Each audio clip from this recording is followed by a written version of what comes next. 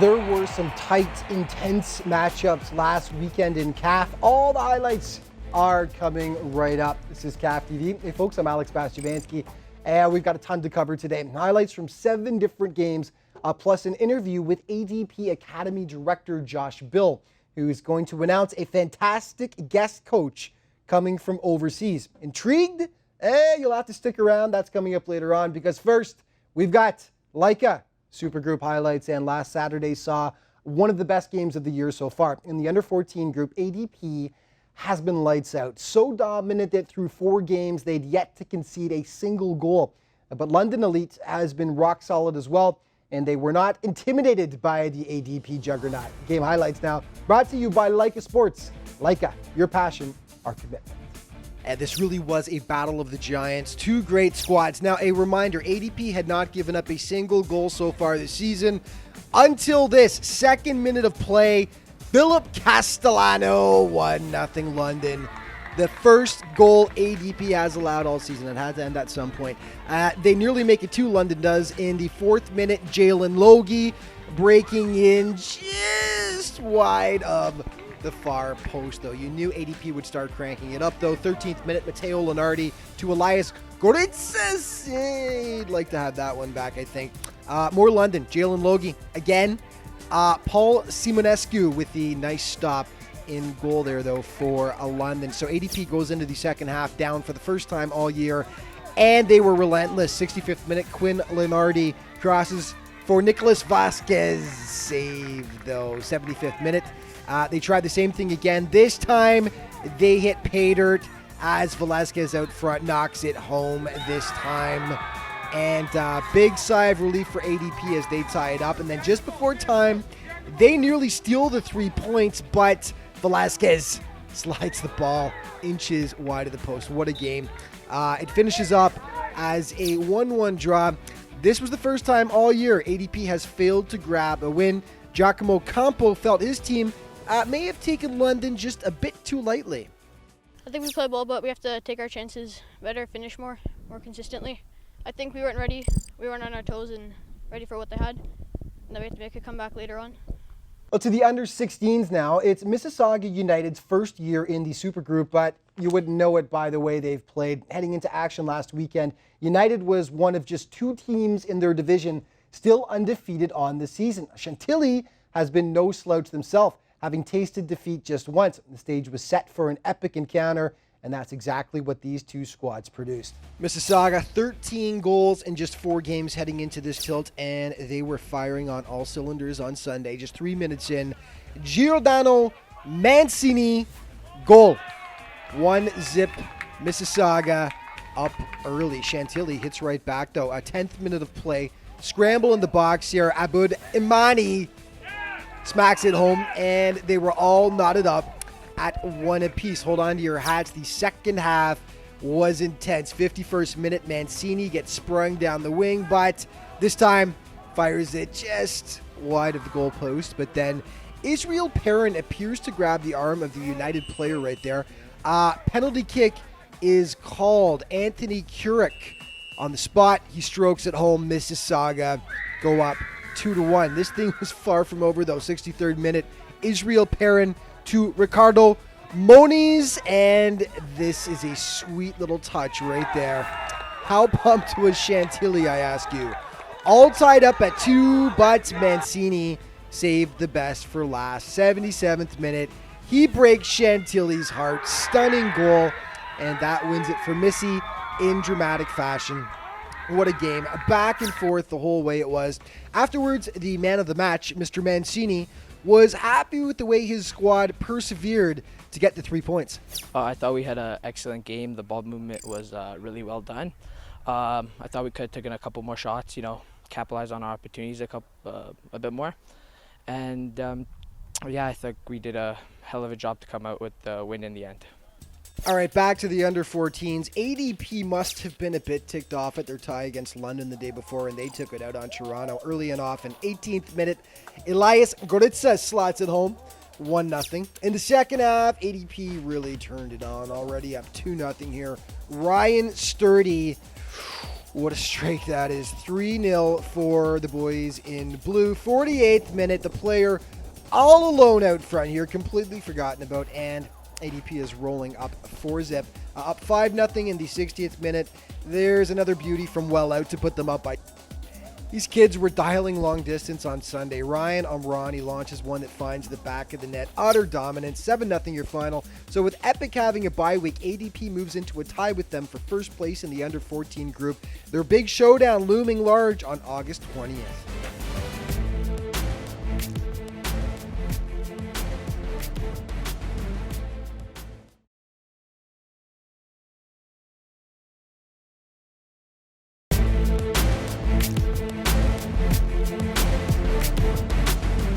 Welcome back to CAF TV. After a rough start to their inaugural Under-16 Supergroup season, losing their first 3 games, Pace FC has impressed lately. They bounced back with a tie and then a big win 2 weeks ago against Brampton Elite, and they were looking to continue their strong play on Sunday. One player that's been red hot for Pace lately has been Max Ferrari, and he continued his strong play. 5th minute now. Beautiful little flick by Ferrari to Ryan Mascarenas. Clinical. And it's 1-zip for Pace. 4 minutes later, they nearly make it 2 off the quick corner kick here. Sora Kanea, crossbar. So close, and ADP managed to clear it out. Zach Vesnever, solid in goal for Pace on this day. Here he makes the nice little stop to knock the ball over top of the net. 37th minute, though, ADP gets it back. The ball rolls to Joshua Morrow, who takes the gorgeous shot here. Wait for it. Here it comes. ADP nodding things up at 1 apiece off the nice goal there. Second half, ADP continues to press hard. The cross comes in for Colin Dobson, but his header flies just wide of the post. Then it's ADP's turn once again. Morrow breaking in, but his shot trickles just wide of the far post. Dying seconds now. Morrow so close here, but just can't knock the ball in. And then Michael Markach tells him, don't be so hard on yourself, buddy. Great game. 1-1 your final. So Pace FC, after dropping their first 3 games, now are unbeaten in their last 3. Max Ferrari explains the turnaround for Pace FC lately. We started getting more organized. We've had a lot better practices lately, so that made us more confident to come into the games. We got very unlucky. I thought we played really good coming today. We always gotta improve, right?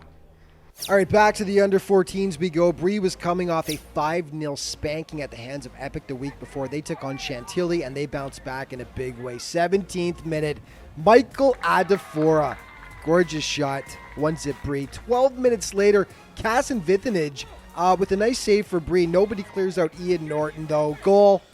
And all tied up at 1 apiece. 34th minute, Chantilly pull ahead. Hunter Oakley slides in for the goal. And Chantilly forever up 2-1. Just 2 minutes later, though, this looked like an own goal, I think. Looks like it goes off the head of Sam Finuchin. Tough break. Bree will take it. And it's tied up 2-2. Still in the first half, Malcolm Walters picks the defender's pocket and saunters in. Goal.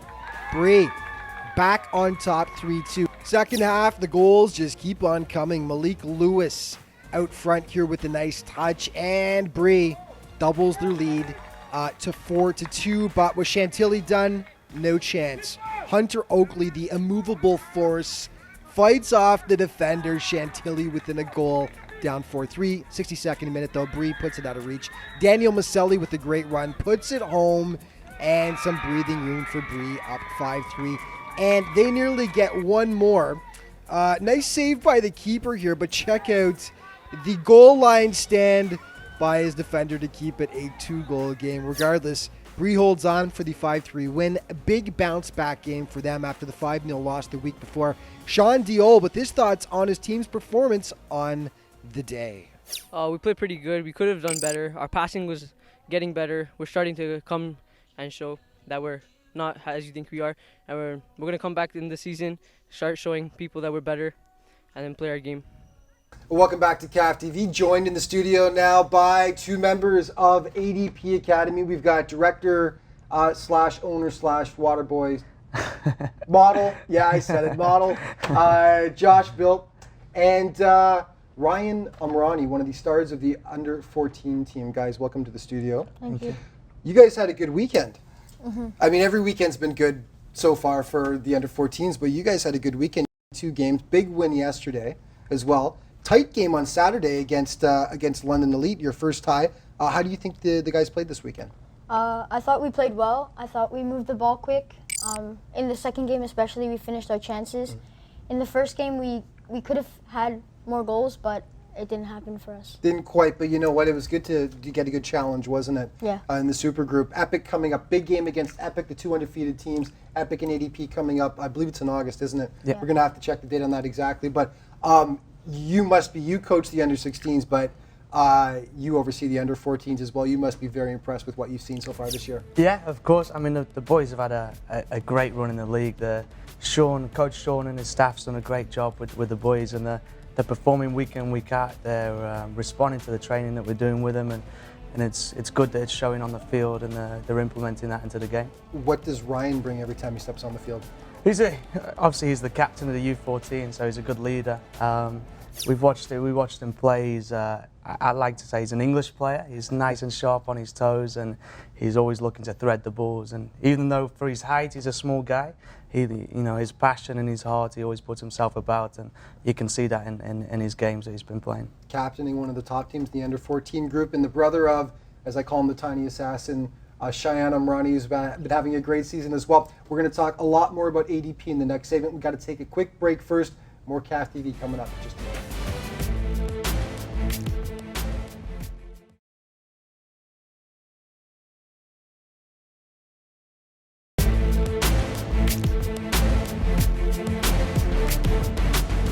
Welcome back to CAF TV. Still joined here in the studio by ADP Academy Director Josh Bill and Ryan Umrani, the captain of the stellar under-14 ADP squad. Let's talk about you for a sec, Josh, because you obviously come from England. Which part, first of all? Stoke-on-Trent, it's called. From Stoke, Yeah. and you had experience with Stoke City as well. Yeah. Talk about your background as a footballer. So growing up in England, I was always lucky to have the opportunity to play. I've been around a couple of the professional clubs. I was playing at Stoke City as a young guy, moved over to Man City, and then as a little bit older, I was over at Wolverhampton Wanderers. I played there for a little bit, and then I moved to a semi-professional team called Roster, and I ended up playing there and finishing there, and then deciding to go into a coaching career. And that's what brought me here today. And brought you here. When did you come to Canada? I think it was 4 years ago now. And you saw obviously a definite need in Canada for slight improvement in many regards when it comes to soccer. So, Yeah. so what are some of the things that you pinpointed right away that we need to work on? I know there's a whole laundry list of things, but and that you try to work on through ADP. Yeah, so the main thing we notice is the knowledge of the game. We try and implement as much knowledge in the game to all the players as possible. We get them to move the ball around and play a possession-style base instead of seeing the guys just kicking and lumping it. Which is classic in English Which soccer, is going classic, back yeah. decades, yeah. It may get goals, but we try and implement a development program. So, we may have to sacrifice results in some games to implement our development strategy and moving into that. But at the end of the day, the players are going to be coming out of the program better players and hopefully moving on to bigger and better things, whether that's in Europe, whether we're looking into the US scholarships, or we're looking to distribute these players there. What do you notice about ADP? Because this is your first year in ADP, I believe, is that right? Yeah. First year in ADP. By the way, his father, Sean, coaches the under-14s, a former player himself, so you're getting some great coaching since birth. It's in your blood, basically, now. But what have you noticed about ADP that might be different from different programs that you like? In training, we usually focus on moving the ball quick. It's usually maximum 1 to 3 touches, and then move the ball out of your feet, and then look for it again. And our transition of play is really quick, like switching the play. And I think it's good because most of our coaches have played professional in the past. Right, and that's a big thing for you as well. You like to point out is that there's some really good experience there with your coaches. Yeah. No, it's huge. We're quite lucky. We have around 12 to 13 coaches on board now, and every one of them's got a professional background, whether that's in coaching or playing. The most recent one, we have Simon, who's recently come in from Sweden, who's playing pro last year for a team called Husqvarna in Sweden. Yep. Apologies for pronunciation. And then we have another coach, Coach Zach, who's actually played for the Moroccan national team, U21s. Really? So we find that important for coaches to pass their knowledge on and work with that.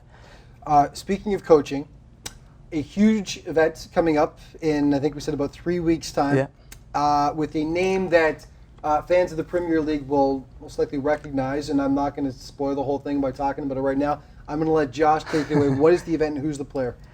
So in August we have Andy Wilkinson coming over from England. Andy Wilkinson's a player for Stoke City.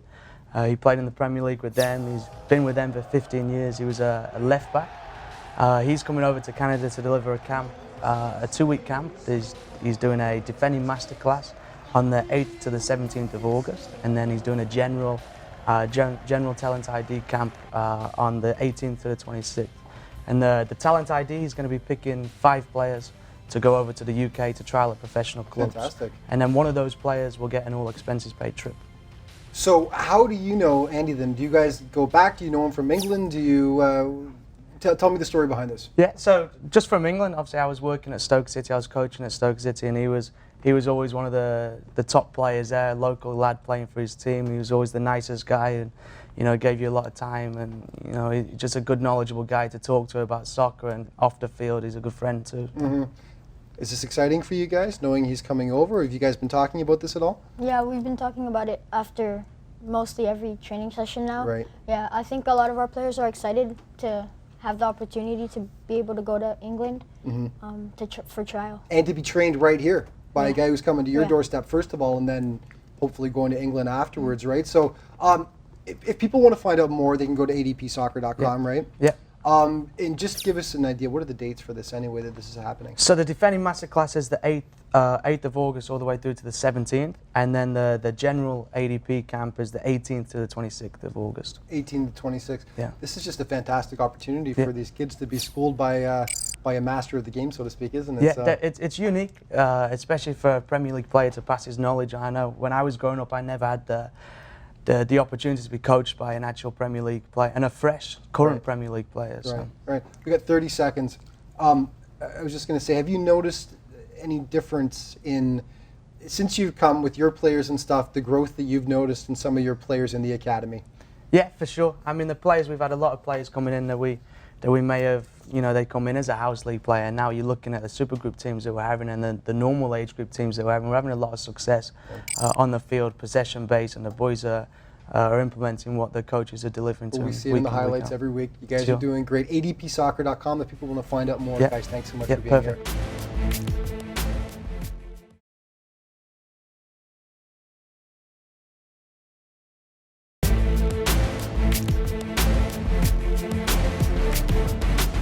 Welcome back to CAF TV, to the open super group we had now. Sunday's tilt between Toronto, Croatia and Supernova promised to be momentous. The two remaining undefeated teams in the open group going head-to-head. Things were going great up until the 64th minute of the game. Here's what went down.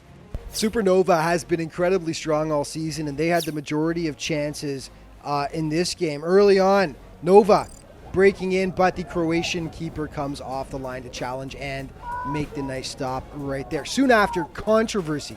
Supernova knocks the ball in here, but take another look as we slow it down and blow it up for you. Clearly, the ball is knocked out of the keeper's hands by the hand of the Supernova player right there. Keeper vociferously complains. The official thinks about it, checks with the linesman, and reverses the call. You know what? A good call, but Supernova obviously not happy. Second half, Nova continues to press. Sonan Askinder tries his luck from well out here, but once again, saved by the Croatian keeper.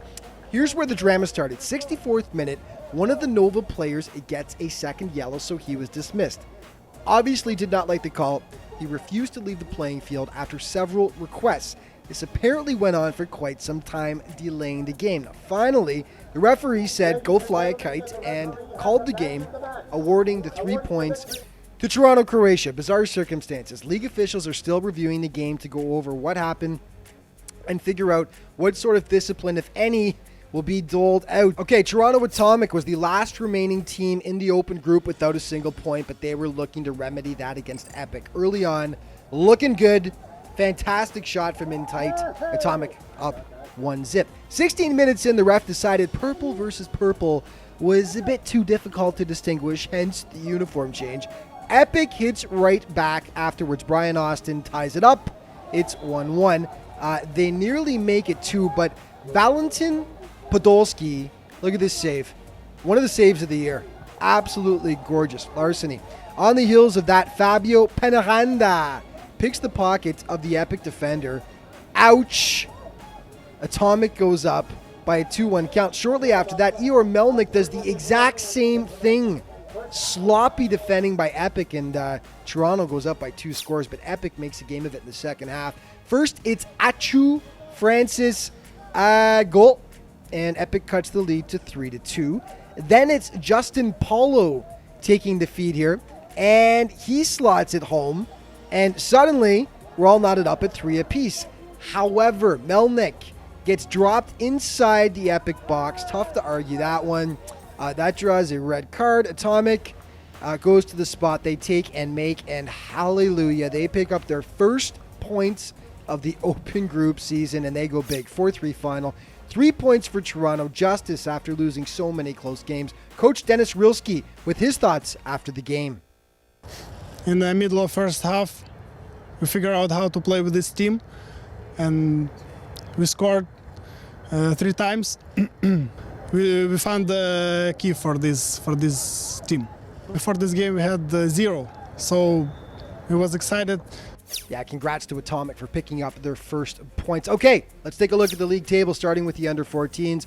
Epic and ADP tied at the top with 16 points each. London Elite in third place, followed by Bree, Toronto International, and Chantilly yet to garner a win. The under-16s, Mississauga United looking really good this year. They've got 13 points. Epic has played 1 less game, though. They've got 12. Dragon Force with 11 points, followed by Chantilly, Pace, Future, ADP, and Brampton Elite. And in the open group, Croatia leading the pack with 11 points, followed by Epic, Supernova, Brampton City, Burlington, Toronto Atomic, tied actually with Burlington for last right now. Let's take a look at the CAF countdown, the top 5 plays of the week. Number 5, London's Elias Himaris with the game saver against ADP in the dying seconds there to preserve the 1-1 tie. Number 4, Breeze Michael Adafora against under 14 Chantilly. Superior strike from just outside the 18-yard box.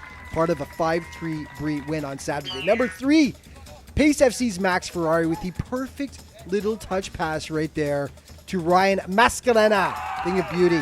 That was enough to help Pace to tie ADP under 16 1-1. Number 2, Toronto Atomic's Valentin Podolski with one of the saves of the season on Epic, leading Atomic to their first win of the year so far. Number 1, Giordano Mancini of Mississauga, dying seconds against Chantilly. Great control, great strike, great goal. That was the game winner. And that is our CAF play of the week. And that's it for this week. Remember though, CAFsoccer.com for all the league information, at CAF_football on Twitter, and Canadian Academy Football on Facebook. Thanks so much for watching. I'll see you next week.